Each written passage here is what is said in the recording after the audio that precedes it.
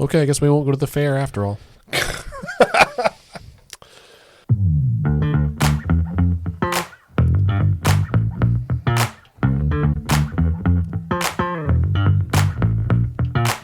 Hello and welcome to Let's Pod This. My name is Andy Moore. It's good to be with you on this sunny Friday afternoon, coming to you live from the Democracy Den. It's me and my co-host, Dr. Scott Melson. Hello, sir.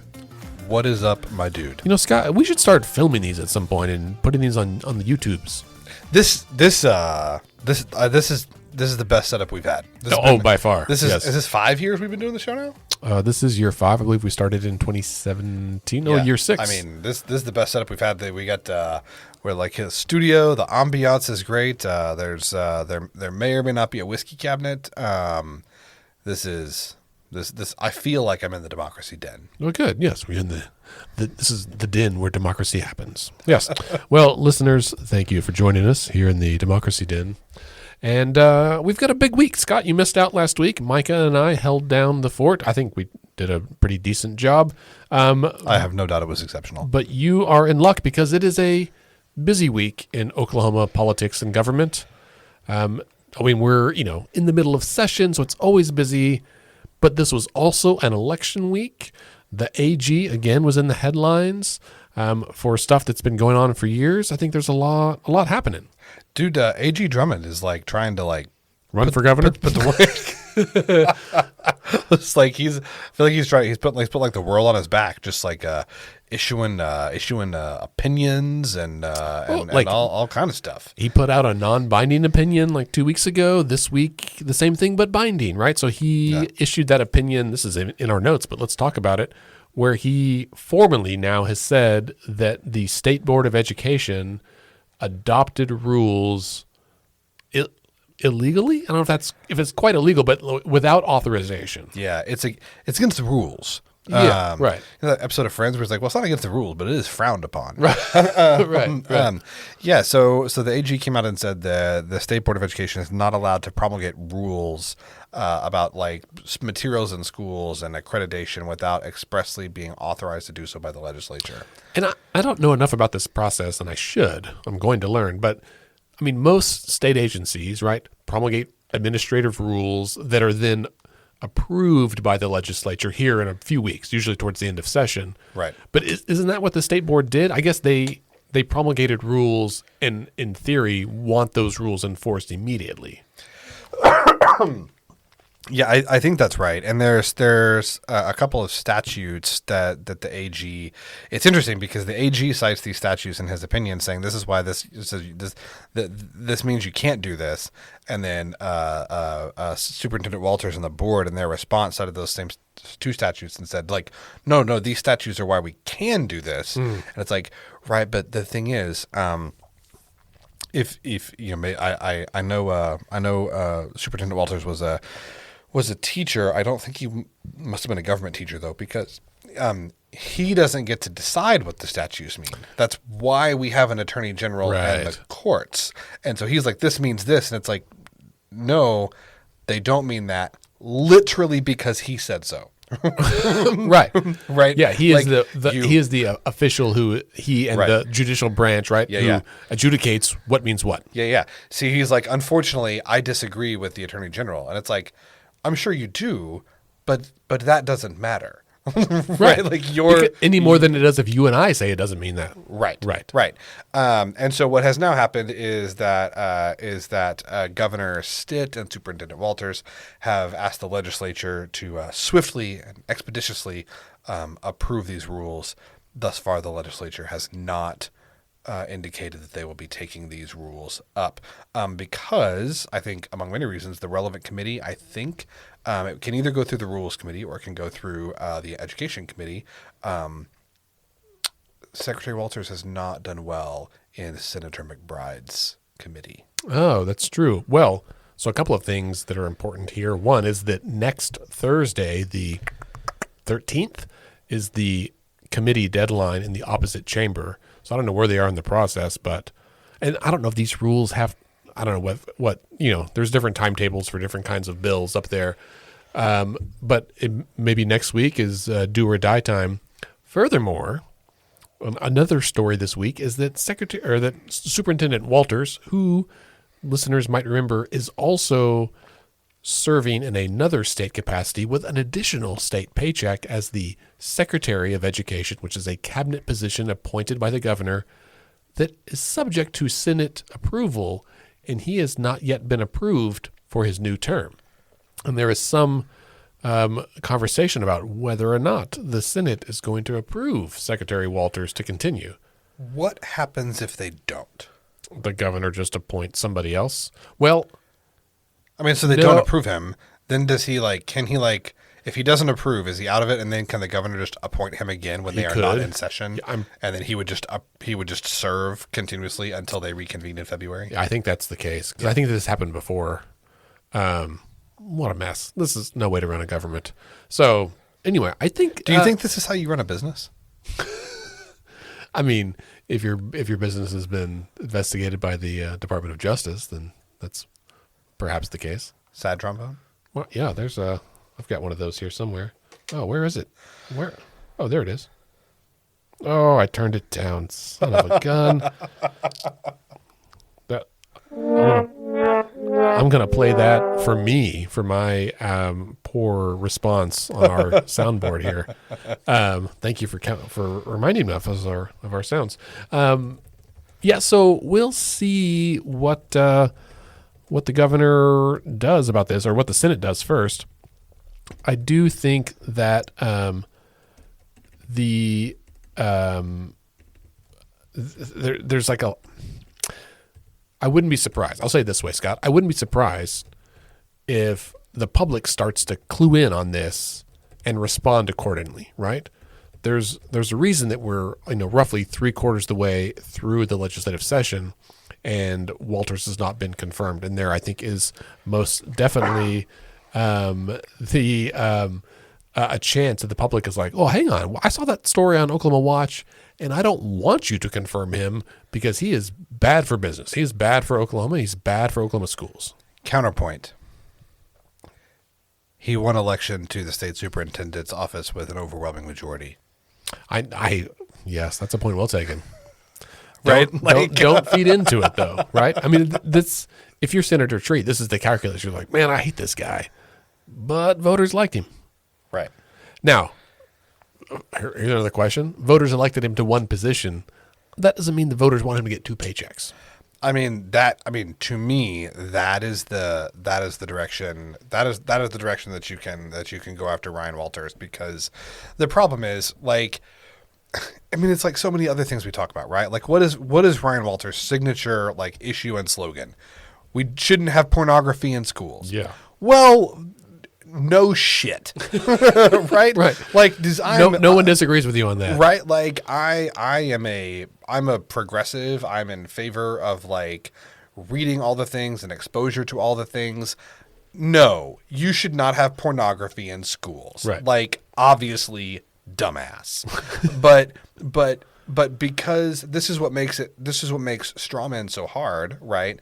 Is he says we shouldn't have pornography in schools, and you're like, right, but there isn't any.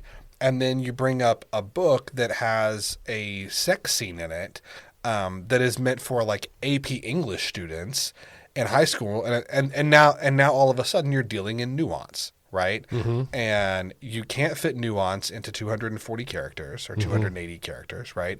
And you can't fit nuance into a headline. And honestly, it is hard to fit nuance into 2 columns on page 4A, mm-hmm. right? And so that's what makes this kind of thing so hard to combat, is because it's like, oh, well, if you don't support Ryan Walters, then do you think we should have porn in schools? Right. It's a false equivalency. Right. Yeah, and it's this isn't porn in schools is not even a conversation we should be having, because it's not something that's happening. It's not an actual problem or an issue. And when the legislature, I think Senator McBride's committee specifically, has asked for examples of that, they can't produce any, right? They've asked Walters' office for Did you hear that story where Walters' people sent McBride an email of porn? Yes, but with no content, or no context, just sent them a barrage of inappropriate emails of oh, here's some porn, and they were like, that's not what I asked for, right? Can you imagine? Okay, first of all, Scott, This is a statewide elected official who is in charge of our schools and our children, and his staff is just blasting out pornographic material to the state legislature in 2023. Like, this is a bananas storyline. I don't care what year it is. If you had written this in 1995, saying in 20 whatever years from now, a state official is just going to send porn to other state officials without context. If you had written in 1995, the response would have been, "Well, I'm sure they are because the Democrats run everything. That's probably what the Democrats will be doing by 2020." I did not have sex with that woman, Monica Lewinsky. Yeah, and so it's just bananas. Everything about it is ridiculous. And what's more important here, Scott, is that I worry. And I think we may have said this last week, but I worry that Walter's shenanigans is designed to distract us from what's really happening, or from what's, and this sounds conspiratorial, and you know me, I'm a pragmatist and not a conspiracy theorist, but I see what's happening with Walters, and I see what's happening between Treat and McCall, where they're, again, sniping at each other in the press about, it's all about education. And at some point in the next couple of weeks, right, I expect we will see some great healing where they'll be like, you know what, we came together, we finally had some meetings, and this is a solution we can all get behind. And it won't be. I'm telling you, it won't be. They will make it sound like, oh, well, we fought so hard and we came together. Look at us, kumbaya, two Republicans in a supermajority in both chambers, aligned with a Republican in a statewide office who found agreement despite the odds, right? This isn't fucking Sleepless in Seattle. They could have done this over like a Diet Coke and lunch, right? Like they probably all started on the same page. And it will be a terrible policy. And it will be bad for Oklahoma kids and Right. parents and Right. teachers and us collectively as a future, right? As our state. Right. It's nuts to me. It is, but we'll see what happens. We'll see if the legislature passes these rules that the State Department of Ed has asked for. We'll see if Ryan Walters gets confirmed. I think the conspiracy is pretty clear. The conspiracy is Ryan Walters. His 2026 campaign slogan for his run for governor is going to be we shouldn't have porn in schools. No porn, Ryan. Right. Right. We should brainstorm. We should put it into ChatGPT and have ChatGPT tell us what Walter's slogan should be. We should ask ChatGPT. Oh, this is genius. We should ask ChatGPT to write a script for a pornographic video featuring Ryan Walters. No, I refuse on principle to put that into ChatGPT. I will tell you on an AI note, we should not do that. I am being facetious. There's a listener somewhere who's like, that's a good idea. I'm going to do that right now. You can send it to podcast at letsfixthis.org for some humorous entertainment. On an actual note about AI, I think I sent you some of these last night, but it's crazy, man. I've been playing with Midjourney, which is like one of the graphic AIs, right? Where you put in a prompt and you say like to create something, and it is fascinating to because you can watch it like kind of design the images, and it gives you 4 choices. Deepfakes, man. Yeah, but even like today, I was doing a bunch of Easter. I was like Easter Bunny as the Terminator, Easter Bunny steampunk, like all kinds of like a scary Easter Bunny in Wyoming with mountains in the background. Like there was just kind of random specific things. Good ones. Yeah, some real good ones. In fact, this morning I had breakfast with my dad and my sister, and we were talking about it. And my dad's like, "Oh yeah, well, you can like tell it how to be a frog in a lake, and then something with Cleopatra." And so I was like, typed it in, and then voila, we had like a frog that was dressed like Cleopatra sitting on a lily pad, and it was a beautifully done image at very high resolution that did not exist. I've said this to you, Scott.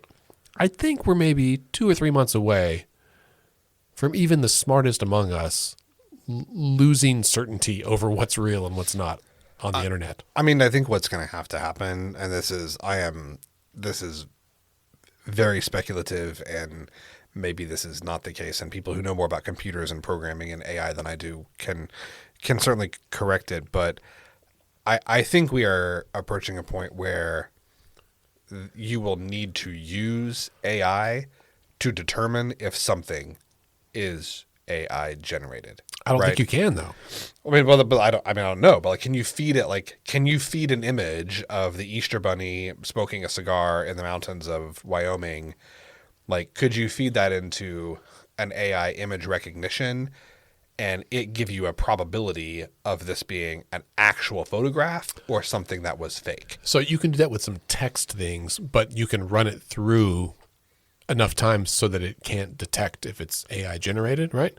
And this is, I mean, it's if you drew a picture of an Easter Bunny and we fed it in and we ask it to tell us if Scott Melson drew that, it's not going to know any more than it's going to know if some system, right? Because there are an infinite number of permutations that are possible.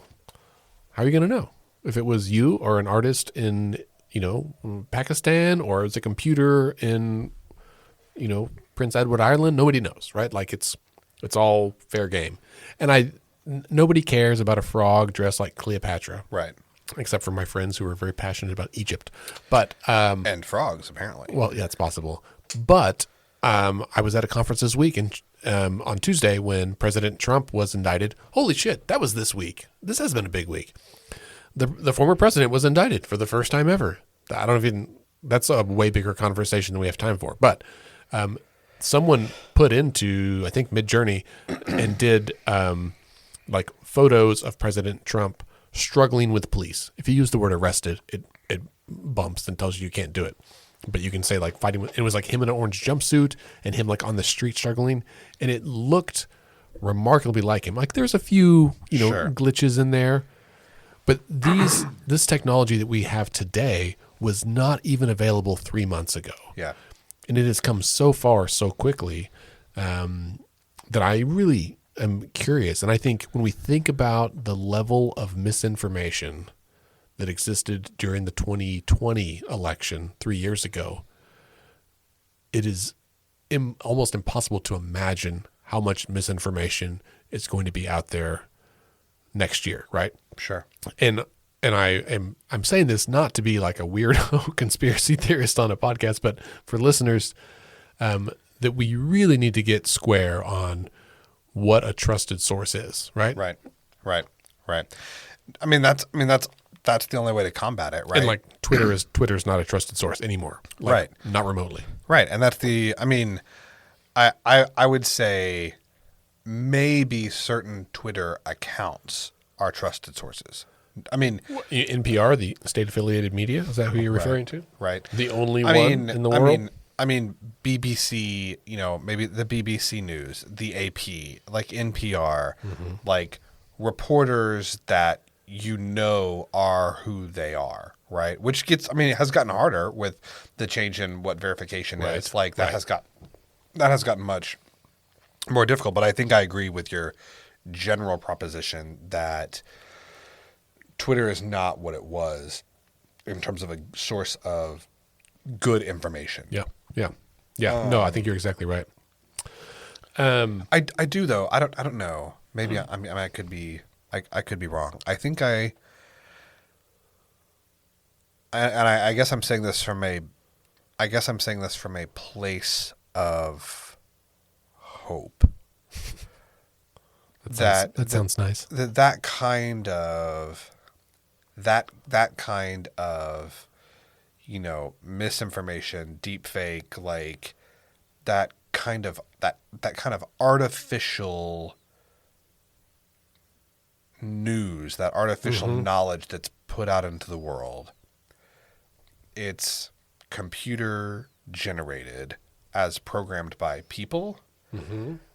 And so I have to believe that same kind of technology or a permutation of it can be used to combat it, right? I don't think it is just I don't think it's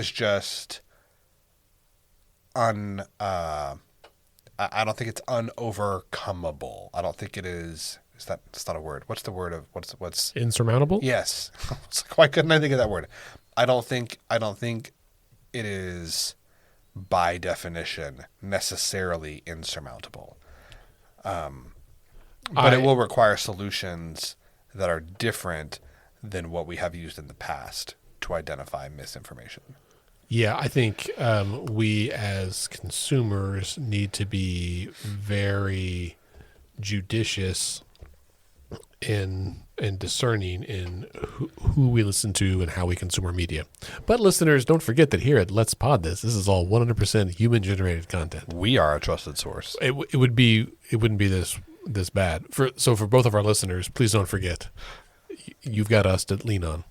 You've got a friend in me. Yeah. Solid. Scott, let's go back to discussing Gentner Drummond. And didn't we start with him? I've got your Drummond. That was a good try. But I think we should talk about the case with Representative Terry O'Donnell, because I think this is a good political conversation here, right? Can you remind listeners? I can. Exactly what happened, what the charges were. Yeah. If we go back in time about 5 years, to 20. We need a back in time sound effect. Clearly, That's That wasn't as good as I can. I don't know. That's not a back in time. No, that's not a back in time. That was a response to my very excellent reverse backmasking voice there. No, anyway, I did see a comedian. Did I send you the comedian on Instagram that talked about the Russian accent sounding like someone speaking backwards? No, but please do. I'll have to go find it. It made me laugh out loud.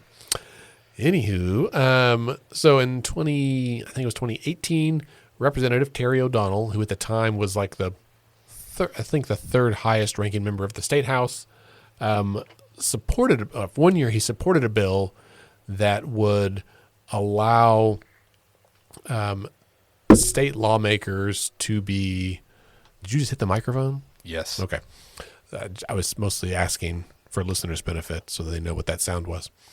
So he supported a bill that would allow legislators to be related to someone who owns a tag agency, which is not in the law at the time. You were prohibited from being related to a tag agent. And he supported it. It didn't really go anywhere. Then the next year he ran a bill that would allow this, and it passed.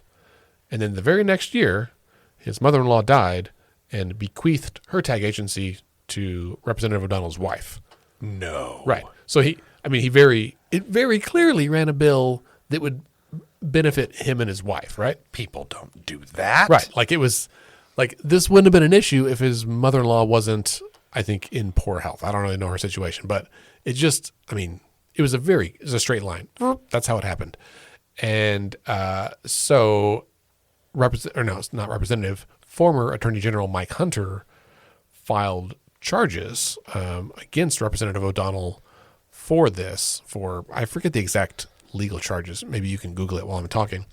And they went back and forth, right? So it was kind of a thing going back and forth. Well, of course, I think we all kind of knew General Hunter was maybe eyeballing a run for governor.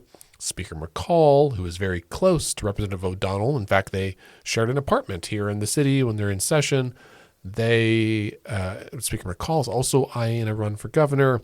There was all these like political contentiousness things, right? It was a very political thing. So Representative O'Donnell said, this is a sham.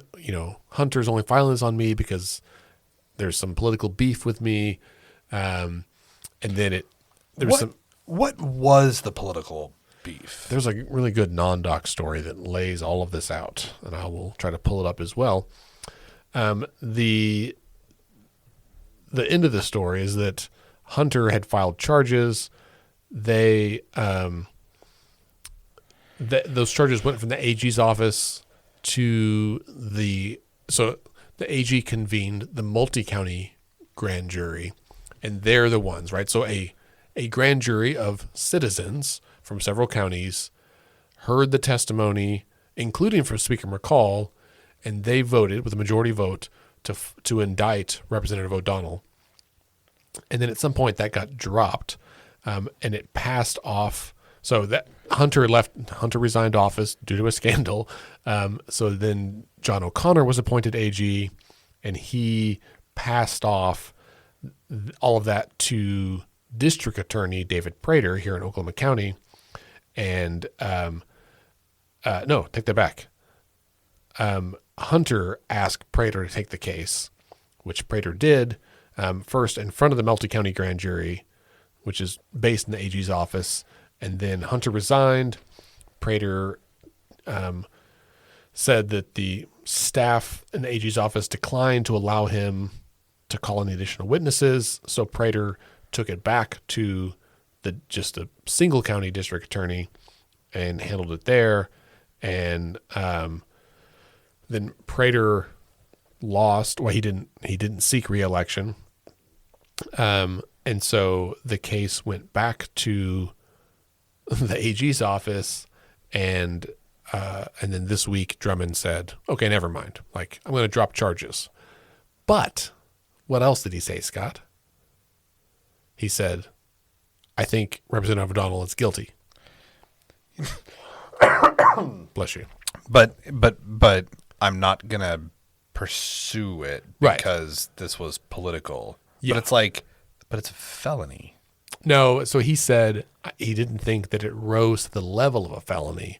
So he was like, "Listen, I think you did it. I think you're wrong, but it's just a misdemeanor, and the AG's got bigger fish to fry than to prosecute one representative who has done something that probably a lot of folks have." Sure. And I think Drummond's letter, did you happen to read his letter? I did not. So it's on the NonDoc story, which I will embed in the show notes. Basically, his letter said, "Listen, I think you did wrong." And I mean, it was like a personal letter to Representative O'Donnell. And he basically said, "I think you did the wrong thing, but I'm not going to prosecute you for it." So he said, "This is not to say that I find you blameless or endorse your conduct. I question your judgment in authoring legislation that resulted in a benefit for your family. Your decisions contributed significantly to the consequences you have endured. However, it appears that Oklahoma Constitution, Article 5, Section 24, has not been aggressively or equally enforced," meaning other people done this shit, and we haven't prosecuted them. And it seems unfair to make you the first one. We're not going to make an example out of you. Right, exactly. "The fact that you were singularly referred for prosecution guides my decision to dismiss the charges against you. In doing so, I make it clear that this law and all others will be fairly and fully enforced in the future against all members of the legislature." And so you're getting off with a warning, but this is a warning. Let this serve notice to everybody at 23rd and Lincoln. Don't think that because I'm letting this go for him, I will let it go for you. I think Drummond was trying to clean the slate and say, "Listen, whatever Hunter did before me is out the window, but starting today, there's a new sheriff in town." That's probably how he would say it too. I think so. Yeah. Sheriff Gentner. And so, I'm with you. I mean, Democratic leader Cindy Munson was like, if he committed a crime, he should be punished, which I agree with. Right. But I also understand, I think, I'm no lawyer, but I feel like the AG's office has limited resources. They do need to prosecute and follow up on certain things that are of significant importance. They need to be searching school libraries for pornography. Right. That's right. What is that giving tree really giving after? So I think he's like, "Listen, I'm tired of dicking around with this. I'm going to let it go, but you mess up again and your ass is mine." Is that fair? I mean, I think so. Yeah. I mean, this is like a parent talking to their child. Which is, I mean, I feel like Drummond is trying to position himself as like the parent in the room with the legislature. Oh, I mean, he absolutely is, right? I mean, he absolutely is. So he's had a string of, I think, wins, right? Over the last, 6 weeks, almost every week, there's something that people on both sides of the aisle are like, well, okay. I mean, the number of Democrats I know that are like, am I starting to support a Republican for governor? Like, if he runs, I may have to. I mean, let's not get crazy, but I think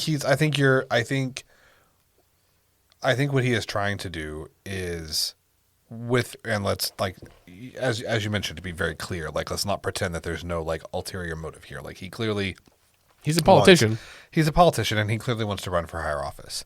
However, he does seem like his approach to that is to, hey, I'm just going to do my job and try to do it well and not act like a petulant child. Right. Like, I'm going to try and do the job. I'm going to try and be fair. I mean, I'm going to be held up against John O'Connor. So like, I'm starting out, I'm starting out with 3 feet in front of the starting line here. And just trying to do my job in a way that's professional and free of scandal and, do it well, which largely he seems to be doing. Yeah. Yeah. I mean, I haven't agreed with all of his decisions, but I haven't been appalled by any, which is an improvement. Yeah. Yeah. Agree. Yeah. So we'll see.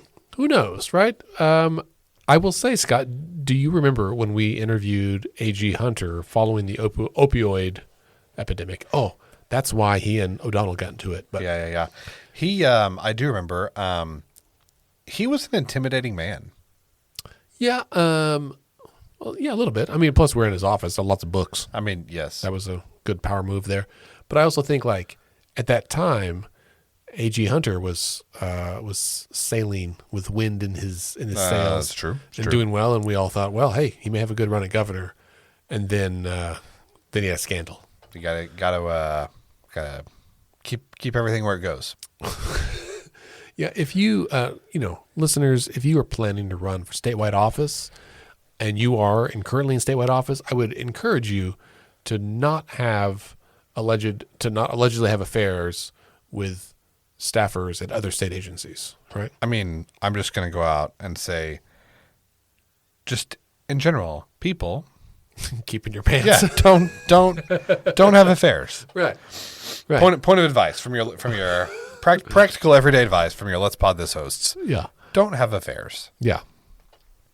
Well, yeah, that's good life advice. Keep it in your pants. And keep your own pants on. That's just good life advice.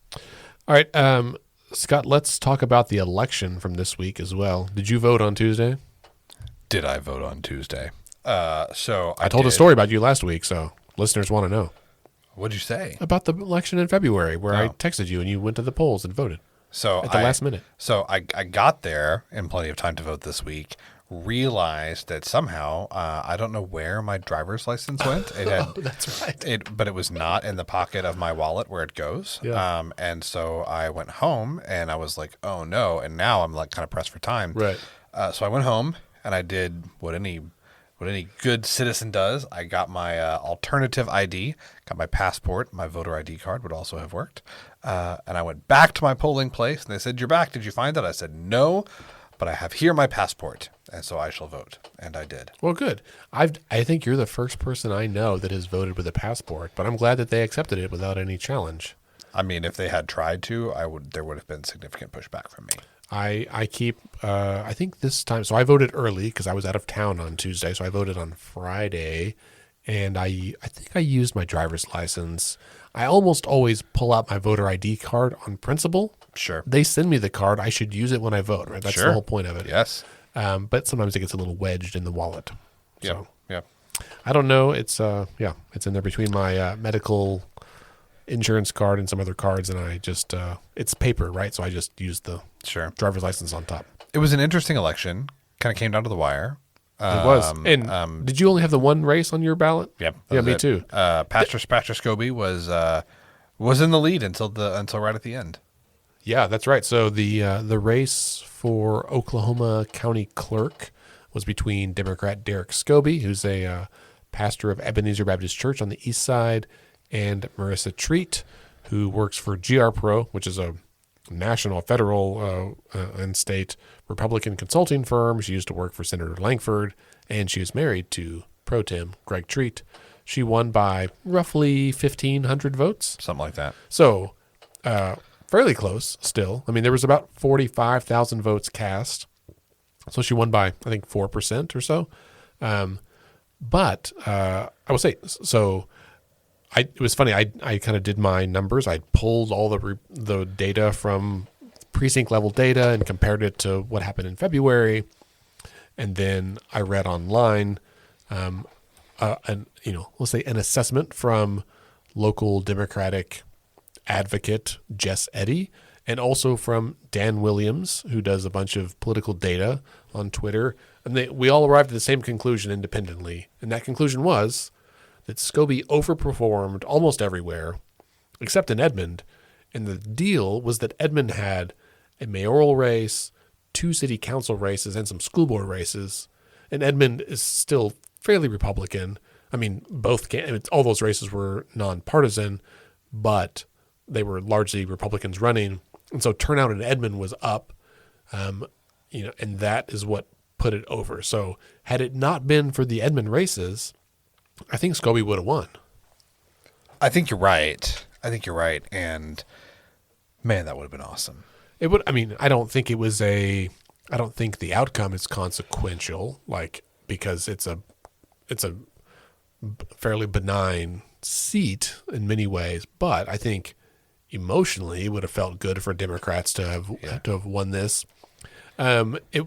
It was, I think, an interesting, if you're an election nerd like we are, thing about the Edmond City Council races is that the primary in February. So in Edmond, City Council members run in the primary for their ward, and if they win that, then to actually get on the council, they have to be voted on at large. So the primary is ward only, but then the general is the entire city.